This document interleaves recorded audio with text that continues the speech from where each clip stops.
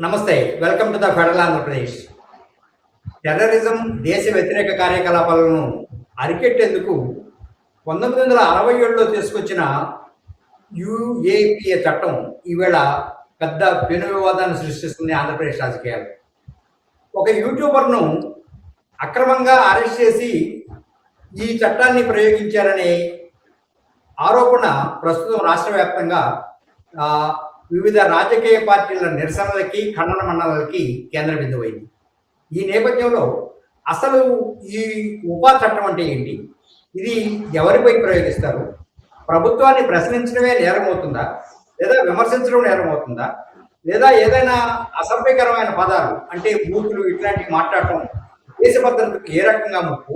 ఇది రాజ్యాంగ ఉల్లంఘన కాదా అనే అంశాలను తెలుసుకోవడం కోసం ఇవాళ స్టూడియోలో మనతో పాటు ఇద్దరు ప్రముఖ వ్యక్తులు ఉన్నారు. వారిలో ప్రముఖ లాయరు, మానవ హక్కుల పరిరక్షణ పట్ల విపరీతమైన ఆసక్తి ఉన్న శ్రీ నాగేంద్రనాథ్ గారు ఉన్నారు. నాగేంద్రనాథ్ గారు కర్నూలులో న్యాయవాది.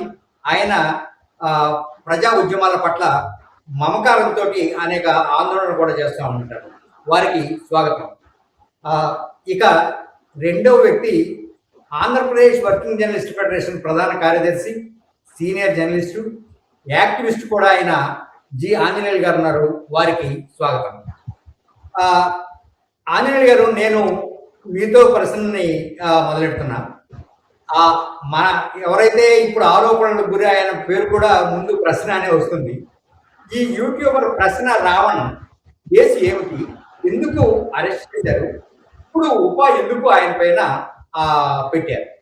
ఇప్పుడు ప్రశ్న రావణ్ మీద ఒకటికి వరుస పెట్టి వరుసగా ఒకటి తర్వాత ఒకటి వరుసగా 4 కేసులు వెంటనే అరెస్ట్ చేయడము, కోర్టు దాని మీద ఇది అరెస్ట్ చేయాల్సినటువంటి అవసరం, కేసు పెట్టొచ్చు కానీ అరెస్ట్ చేయాల్సినటువంటి అవసరం లేదని చెప్పడము, అయినా కూడా ఉప చట్టం కింద అంటే దేశ వ్యతిరేక కార్యకలాపాలకు పాల్పడుతున్నాడు అనేటువంటి నేరం. అంటే దీనికి వారు చూపించిన సాక్ష్యాలు, ఆధారాలు అంటే రేపు పొద్దున విచారణకు వెళితే గానీ ఇవన్నీ నిలబడవా అనేది. కానీ ఓవరాల్ గా చూసినప్పుడు ఏమిటంటే దేశంలో లేదా రాష్ట్రంలో రకరకాల నేరాలు జరుగుతూ ఉన్నాయి. ఇప్పుడు హత్యలు, మానభంగాలు, దోపిడీలు, ఇలాంటి రకరకాల మానభంగాలు జరుగుతున్నాయి. వీటి మీద పోలీసులు ఎంత ఉత్సాహంగా పనిచేస్తున్నారో లేదో తెలియదు. కానీ ఇక్కడ మాటలతో ప్రశ్నిస్తే మాత్రం దీని విషయంలో మాత్రం ఇది ఏకంగా దేశద్రోహము, రాజ్యాంగ వ్యతిరేకము, రాజ్య వ్యతిరేకము అయిపోతుంది. వాడే భాష తప్పుంటే ఖచ్చితంగా దానికి అభ్యంతరమైందే. ఆ భాష అలాంటి భాష వాడకుండా ఉండడానికి వీలుగా కేసులు పెట్టచ్చు. ఆ కేసుల మీద వాదించి వాళ్ళు సరైన భాషని వాడే విధంగా చూడొచ్చు. వాళ్ళు వాడకపోతే దానికి అవసరమైన శిక్ష కూడా వేయడం తప్పని నేను అనుకోను. కానీ దానికంటే ఎక్కువగా ఈవేళ ఇంత పెద్ద చర్చ జరిగి అసలు తీసుకెళ్లి జైల్లో కుక్కి అంటే ఈ మనిషి బయట కనపడకూడదు అనేటువంటి పద్ధతుల్లో అనుసరిస్తున్నటువంటి ధోరణి చూస్తా ఉంటే అంటే ఆంధ్రప్రదేశ్ లో ఎంత ప్రశాంతంగా, హాయిగా, అద్భుతంగా ఉన్నది అంటే ఒక్క నేరం కూడా జరగట్లేదు. ఏ నేరం జరగకుండా పోలీస్ వ్యవస్థ కాపాడుతూ ఉన్నది. కేవలం ఇలాంటి విమర్శలు చేసే వాళ్ళ మూలంగానే రాజ్యాంగ యంత్రానికి నష్టం కలుగుతుంది. కాబట్టే వాళ్ళ మీద చర్య తీసుకుంటే చాలు, ఈ రాష్ట్రం అద్భుతంగా ఉంటుంది, నేర రహితంగా ఉంటుంది అని చెప్పేసి పోలీసులు చెప్తున్నట్టు కనిపిస్తాను తప్ప మరొకటి కాదు. కాబట్టి ఈ విషయం మీద నిజంగా మనం అంటే ప్రజాస్వామికవాదులు ఒకళ్లే కాదు, అధికార పార్టీల్లో కూడా ప్రజాస్వామ్యాన్ని కోరుకునే అనేక మంది ఉన్నారు. వారు కూడా గొంతెత్తాల్సినటువంటి తరుణం ఆసన్నమైంది. ఇవాళ వాళ్ళు కనుక వాయిస్ రైజ్ చేయకపోతే ఇది చాలా ప్రమాదకరమైనటువంటి స్థాయికి వెళ్ళేటువంటి అవకాశం ఉంది. ఇవాళ ఒక రావణ్ కావచ్చు, మరొక కేవీ రెడ్డి కావచ్చు, మరొకళ్ళు కావచ్చు, ఇవాళ ఈ చిన్న వ్యవహారాలు యూట్యూబర్ల దగ్గర నుంచి మొదలెట్టి రేపు పొద్దున పెద్ద సంస్థలు, యాజమాన్యాలు, లేకుంటే పెద్ద జర్నలిస్టుల జోలికి కూడా వచ్చేటువంటి అవకాశం ఉంది. కాబట్టి ఇది ఖచ్చితంగా చర్చ జరిగి దీని మీద పునరాలోచన చేయాల్సినటువంటి అవసరం పోలీసు యంత్రాంగం కానీ, ప్రభుత్వాలు కానీ, పాలకులు కానీ పునరాలోచన చేయాల్సిన అవసరం ఉందని చెప్పి జర్నలిస్ట్ సంఘంగా మేము భావిస్తా ఉన్నాం. ఓకే, నాగేంద్రనాథ్ గారు, అసలు ఈ ఉపా చట్టం ఏమిటి? ఇది ఎందుకు వచ్చింది? ఇప్పుడున్న చట్టాలు కాకుండా దానికి వీటికి తేడా ఏంటి? ఇది చాలా మంచి ప్రశ్న అండి అమరయ్య గారు. ఇది 1967 లో నేను అనుకోవడము అప్పట్లోని నక్సల్బరీ ఉద్యమాలు ఇవి ప్రారంభమై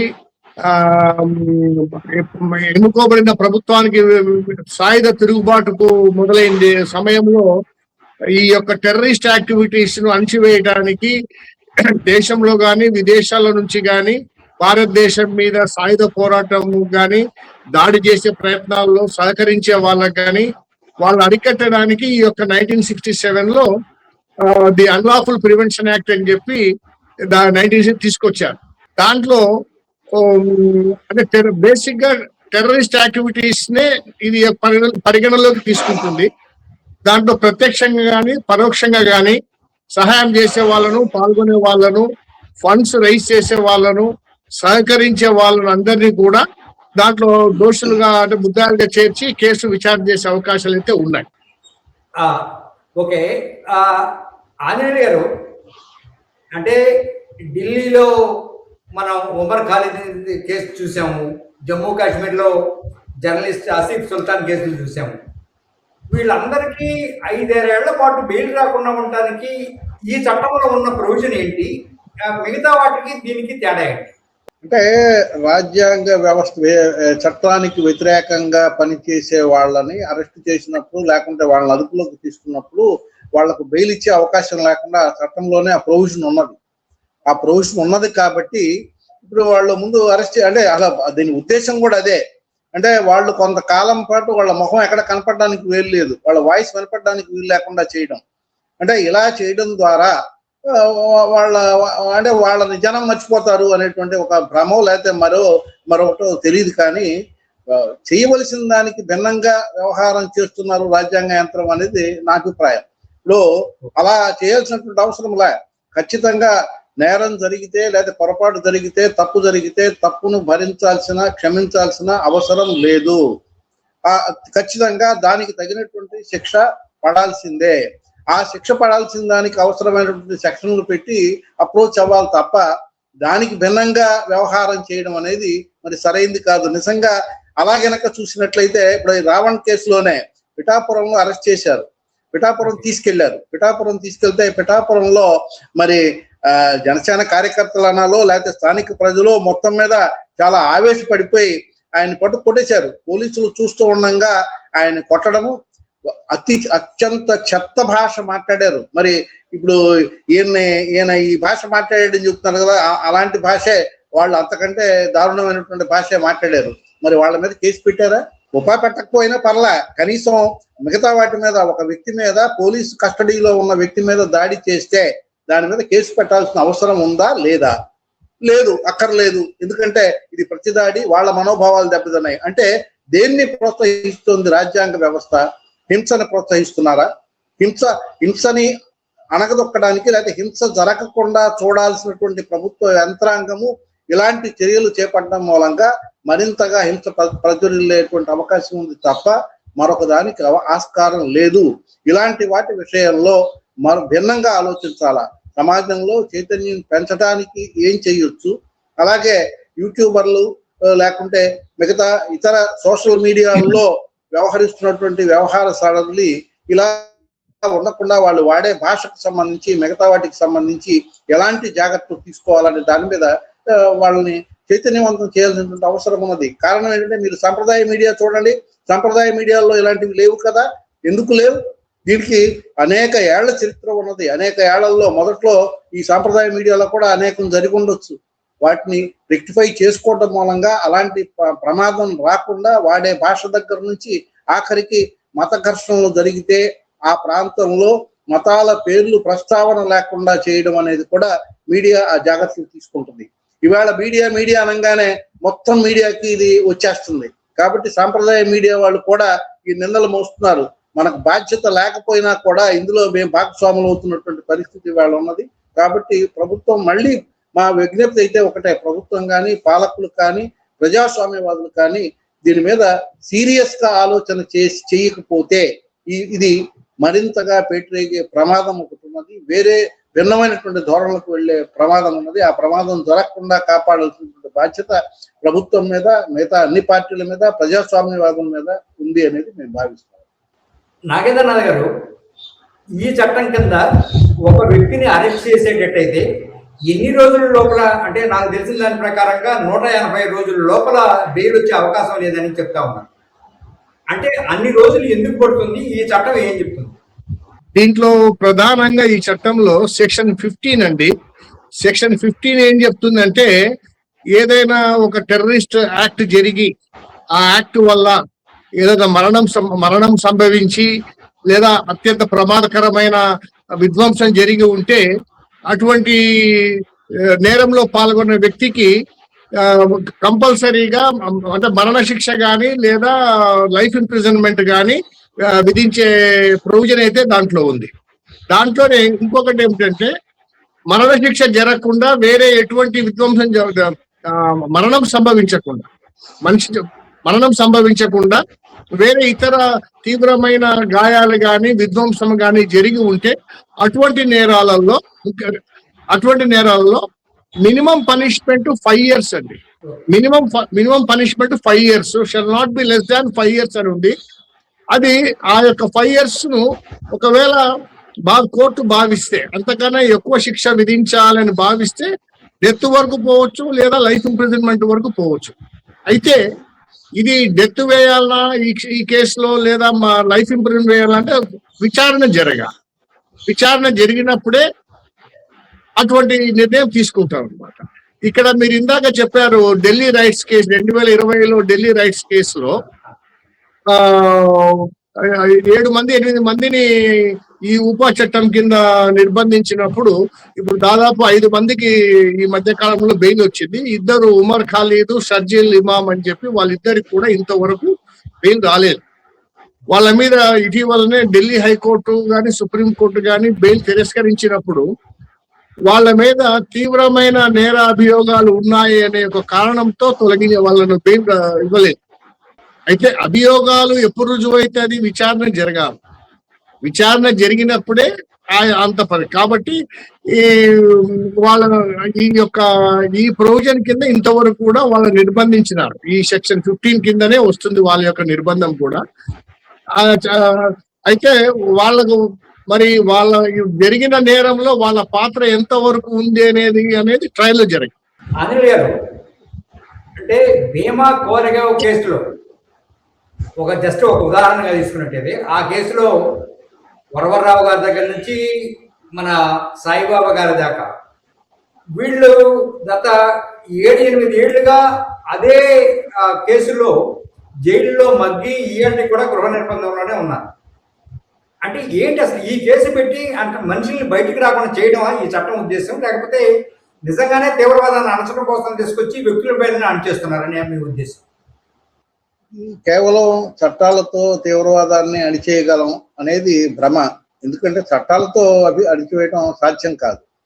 దీంతో పాటుగా ప్రజల్లో చైతన్యం తీసుకురావాలా. ఇప్పుడు కొరెగాం కేసు కానీ మరొకటి కానీ మరొక సందర్భాల్లో మానవ హక్కుల కార్యకర్తలని లేకుంటే మిగతా వాళ్ళని అరెస్ట్ చేసి జైల్లో పెడుతున్నారు అంటే దానికి కారణం ముందు వాళ్ళ వాయిస్ కనపడకూడదు, అలాగే వాళ్ళు కనిపించకూడదు. అలాగే మిగతా సొసైటీకి ఏమి చెప్పబోతున్నారు, మిగతా సొసైటీకి అర్థమయ్యేది ఏమిటంటే ఇలాంటి అంటే వాయిస్ రైజ్ చేస్తే మానవ హక్కుల ఉల్లంఘనలు జరుగుతున్నాయని వాయిస్ రైజ్ చేస్తే తీసుకెళ్లి లోపలేసేస్తారు. లోపలేసేస్తే 6 నెలల దాకా కనీసం బయటకు వచ్చేటువంటి అవకాశం కూడా లేదు. అలాగే కొన్ని సందర్భాల్లో ఇప్పుడు కోర్టుల్లో కేసుల విచారణలో నాగేంద్ర గారు చెప్పారు ఎలా ఉన్నాయో పరిస్థితి అర్థమవుతుంది. కొన్ని వేల లక్షల కేసులు పెండింగ్ లో ఉండడం మూలంగా ఇవి విచారణకు వచ్చే సమయము లేకపోతే బెయిల్ వీళ్ళకి వచ్చే సమయం అయ్యేసరికి ఈ బెయిల్లోనే వారు చెప్పిన 5 ఏళ్ళు 7 ఏళ్ల కాలాలు కూడా జైల్లోనే గడిచిపోయేటువంటి పరిస్థితి. ఆ తర్వాత వీళ్ళు నేరస్తులు కాదు అని నిరూపితం అయినప్పటికీ కూడా అంతకు మించిన శిక్ష అనుభవించినటువంటి దుర్భరమైనటువంటి పరిస్థితి వాళ్ళు ఉన్నది. ఇలాంటి వాటిల్లో మరి నిజంగా అలాంటి చట్టం ఉండి అంత దుర్మార్గమైనటువంటి నేరం జరిగింది ఇక్కడ అనుకున్నప్పుడు అది ఫాస్ట్ ట్రాక్ పద్ధతిలో విచారణ ఎందుకు జరపరు? ఇలాంటి వాటి దగ్గర వెంటనే ఇది అన్యాయం జరిగింది, ఈ అన్యాయం జనం మర్చిపోకముందే అసలు జనం ఆలోచనల నుంచి తొలగిపోకముందే దాని మీద విచారణ చేసి వెంటనే దాని మీద అభియోగాలు అవన్నీ కూడా ముందుకు తీసుకొచ్చి కోర్టు ముందుకు తీసుకొచ్చి విచారణ జరిగితే అత్యంత త్వరగా పరిష్కారం చేస్తే అటు నేరస్తుడికి శిక్ష పడ్డట్టు ఉంటుంది. లేదు ఇప్పుడు ఈ మనోభావాలు దెబ్బతిన్న వాళ్లకు వాళ్ళ మనోభావాలని పరిరక్షించినట్టు ఉంటుంది. అలా కాకుండా ఏళ్ల తరబడి కొనసాగించడం మూలంగా మరి ఆ ఏళ్ల తరబడి వీళ్ళ మనోభావాలు అలా దెబ్బతిన్నవి అలాగే కొనసాగుతూ ఉంటాయి కదా. కాబట్టి ముందు దాని మీద ఆలోచన వ్యవస్థ చేయాల. మరి కోర్టులు వాళ్ళు ఏం చేస్తారు, వేల కేసులు పెండింగ్ లో ఉన్నాయంటే ఉన్నాయని చెప్తున్నారు. ఇప్పుడు జడ్జిలే వాటి గురించి ప్రస్తావన చేస్తున్నారు. 1000 కోట్లు పెండింగ్ లో ఉన్నాయి, మేము ఏమి చేయలేనటువంటి శక్తిలో పరిస్థితిలో ఉన్నామని. ఇప్పుడు అందులో ఈ కేసులు మీరు ఇంకా ఉపాలాంటి చట్టం కింద పెట్టే కేసులు వేరైతే, ఇంతకంటే చాలా చిన్న చిన్న పెట్టి కేసులు వాళ్ళు కూడా బెయిల్ తెచ్చుకోలేని పరిస్థితిలో ఉన్నవాళ్ళు కూడా అలాగే జైళ్లలో మొగ్గుతున్నటువంటి ట్రయల్ ఖైదీలు ఎంతమంది ఉన్నారో లెక్కలేదు. అలాంటప్పుడు మేధావులు లేకుంటే వరవరరావు ఇలాంటి ప్రొఫెసర్ సాయిబాబా లాంటి వాళ్ళు కూడా ఈ జైల్లో ఉండడం అనేది చాలా దుర్మార్గం అనిపిస్తుంది. అంటే ఎన్సీఆర్బి లెక్క ప్రకారంగా ఈ ఉపా చట్టం కింద నమోదైన కేసులు సుమారు 97.2% మాత్రమే. 97.2% మంది ఏళ్లలో తరబడి జైల్లో ఉంది. చివరికి వాళ్ళు నిర్దోషులుగా బయటకు వస్తున్నారు. కానీ వాళ్ళు అనుభవించిన కాలం మాత్రం 6 ఏళ్ళు 7 ఏళ్ళు ఉంటారు. అంటే సక్సెస్ రేట్ ఏమో 2.1, నిర్దోషులుగా బయటకు వస్తున్న వాళ్ళు 98%. ఈ రకంగా అంటే న్యాయానికి ముందే ఈ తరహా శిక్ష వేయడాన్ని ఎలా చూస్తారు? ఇప్పుడు ఈ ఉపా చట్టం కింద అరెస్ట్ అయిన వాళ్ళలో మనం ఇప్పుడు ప్రముఖంగా మనం చర్చించుకునే వాటిల్లో ఈ ఢిల్లీ రైట్స్ కేసులో ఉన్న ఉమర్ ఖాలిద్ అండ్ ఈ ఇమాం షర్జీల్ ఇమాం అండి. ఇప్పుడు వీళ్ళు ఆల్రెడీ 6వ సంవత్సరంలో ఉన్నారు. వాళ్ళ నిర్బంధము 6 సంవత్సరంలో ఉన్నారు. ఒకవేళ వాళ్ళు మినిమం శిక్ష అంటే 5 ఏళ్ళు ఇప్పటికి అయిపోయింది, ఇంకా ఇంతవరకు బెయిల్ రాలేదు. ఇన్వెస్టిగేషన్ కూడా కంప్లీట్ అయ్యి ఛార్జ్ షీట్ ఫైల్ చేసే దాఖలా అయితే లేదు. ఇంతవరకు అయితే ఛార్జ్ షీట్ ఫైల్ దాఖలా లేదు. మీరు అన్నట్లు ఒకవేళ రేపు విచారణ జరిగి వీరి మీద అంటే డైరెక్ట్ ఐ విట్నెసెస్ ఇటువంటి కేసెస్ లో చాలా తక్కువ అండి. నాకు తెలిసినంత వరకు it is very difficult to secure direct I witnesses. Technical evidence, forensic evidence ఇటువంటి వాటి మీద డిపెండ్ అయితే అది వేరే విషయము. కాబట్టి శిక్ష పడే అవకాశాలు కూడా చాలా తక్కువనే ఉంటాయి దాంట్లో. మరి ఇంతకాలము మరి వాళ్ళ మీద 5-6 సంవత్సరాల లోపు నుండి ట్రయల్ తర్వాత వాళ్ళు ఈ మధ్యకాలం హైదరాబాద్ లో కొంతమందిని ఎన్ఐఏ వాళ్ళు అరెస్ట్ చేసి ట్రయల్ జరిపి వాళ్ళ మీద ప్రూవ్ కాదని వాళ్ళు అక్విట్ అయిన కేసులు చాలా ఉన్నాయి. మరి ఆ పీరియడ్ లో వాళ్ళు మరి అనుభవించిన మానసిక క్షోభ కానీ, తర్వాత వాళ్ళు పోగొట్టుకున్న జీవితం అండి. దాదాపు 5-6 సంవత్సరాలు యుక్త వయసులో 5-6 సంవత్సరాలు 10 సంవత్సరాలు పోగొట్టుకున్నారంటే అది తిరిగి ఎవరు ఇచ్చే అవకాశం లేదు. కాబట్టి అటువంటి ఖచ్చితంగా కోర్టులు వాళ్ళకు బెయిల్ ఇవ్వాలనే విషయంలో కొద్దిగా లిబరల్ గా ఉంటేనే మంచిది అనేది నా యొక్క అభిప్రాయము. తర్వాత ప్రాసిక్యూషన్ ఎప్పుడైతే వాళ్ళ మీద కేసు ఎస్టాబ్లిష్ చేయడం ఫెయిల్ అయిందో స్టేట్ కాంపెన్సేట్ చేయాల్సిన అవసరం అయితే ఉంది ఏదో ఒక రకంగా. ఆర్టికల్ 21 ప్రకారము వాళ్ళ పర్సనల్ లిబర్టీని ఏదో ఒక అభియోగం కింద వాళ్ళని కన్ఫైన్ చేసినప్పుడు వాళ్ళకు కాంపెన్సేట్ చేయాల్సిన అవసరం బాధ్యత అయితే స్టేట్ మీద డెఫినెట్ గా ఉందండి. కాంపెన్సేట్ చేయాల్సిన అవసరం అయితే ఉంది డెఫినెట్. అంటే సుప్రీంకోర్టు కూడా ఆ మేరకి ఒక తీర్పు ఇచ్చినట్టుగా తెలుస్తోంది. అంటే ఏ రకంగా కాంపెన్సేట్ చేస్తారండి? వాళ్ళ జీవితానికా లేకపోతే వాళ్ళ జీవిత కాలంలో ఎర్న్ చేసే సంపాదనకా? ఎట్లా లెక్క కడతారు? అది కాంపెన్సేషన్ ఎట్లా అనేది దాని యాడ్ స్టిక్ అనేది చాలా కష్టం అండి.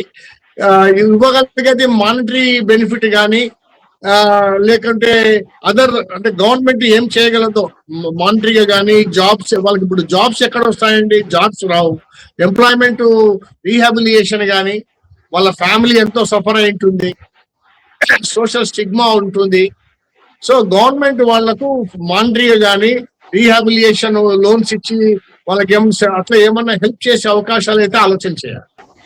ఓకే ఆంజనేయులు గారు, అంటే ఇష్టం వచ్చినట్టు తిట్టేసి లేదా బండబూతులు మాట్లాడేసి లేదా అసలు వినకూడని పదాలు కూడా వాడేసి మేము దేశద్రోహం కాదంటేనో, లేకపోతే ఇది ఎట్లా మావోయిస్టులకో లేకపోతే ఇంకోటి ఇట్లాంటి సంస్థలకి మద్దతు ఇచ్చి మేము మావోయిస్టులను కాదు, మావోయిస్టుల సిద్ధాంతాన్ని మేము బలపరచట్లేదు అనే ప్రశ్న రావణ్ లాంటి వాళ్ళ కేసుల్లో వినపడతా ఉంది. అసలు వీటిని ఎట్లా అర్థం అంటే బూతులు తిట్టిన వాళ్ళని శిక్షించాలన్నా లేదా, ఉంటే ఎట్లా ఏం చేయాలి? ఆల్రెడీ మనకు 3 చట్టాలు ఉన్నాయి. ఇప్పుడు అసభ్య పదజాలను వాడితే ఎలా ఏ చట్టం వర్తిస్తుంది, అలాగే ఇప్పుడు మాట్లాడినంత మాత్రాన రాజ్యాంగ వ్యతిరేకం అయిపోదు.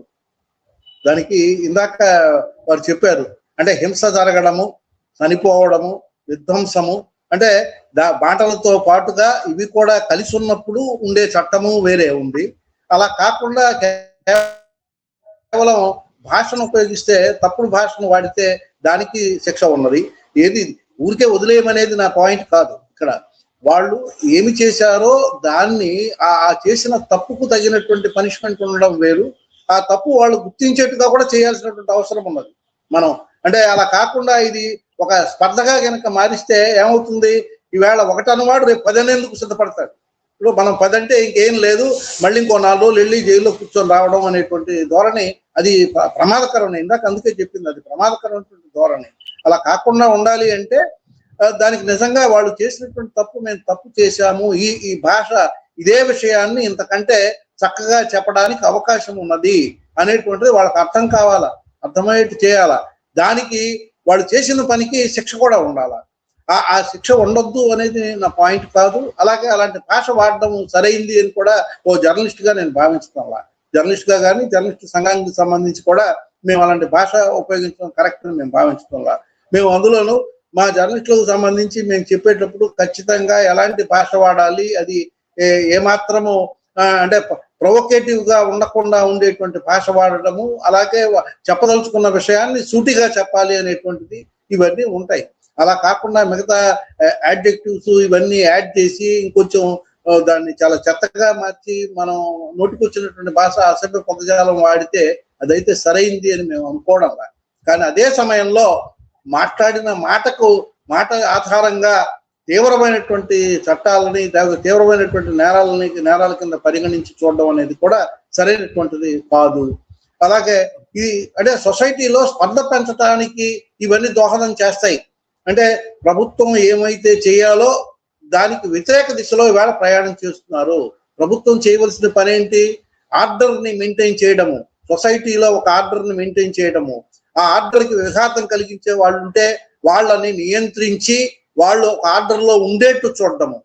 దానికి భిన్నంగా ఇవాళ ప్రభుత్వం చేస్తున్నటువంటి ఈ చట్టము, ఇలాంటి పోలీసులు చేసేటువంటి పెట్టేటువంటి కేసులు, వీటన్నిటి మూలంగా ఆర్డర్ మరింతగా విధ్వంసం కావడానికి, మరింత హింస ప్రేరేపించడానికి ఇది అవకాశం కలుగుతుంది అనేది అది వాళ్ళు గుర్తించాల్సినటువంటి అవసరం ఉంది. అది గుర్తించకుండా ఇదేదో ఒక శత్రు వైఖరితో కనుక వ్యవహారం చేసినట్టయితే ఇది తీవ్రమైనటువంటి పరిణామాలకు దారితీస్తున్నది మా అభిప్రాయం. నాగేంద్రనాథ్ గారు మీరు చెప్పండి. విధ్వంసమే జరగాల్సిన అవసరం లేదు, మీ బ్రెయిన్ కూడా ఆల్మోస్ట్ విధ్వంసకర స్థాయిలో పనిచేస్తూ ఉంటది అని ప్రొఫెసర్ సాయిబాబా కేసులో సుప్రీంకోర్టులో ఉన్న ఒక జడ్జి గారే వ్యాఖ్యానించినట్టుగా మనం చదివాం కొన్ని పేపర్లు. మరి ఇట్లా ఈ భాషను ఏమనుకోవాలి?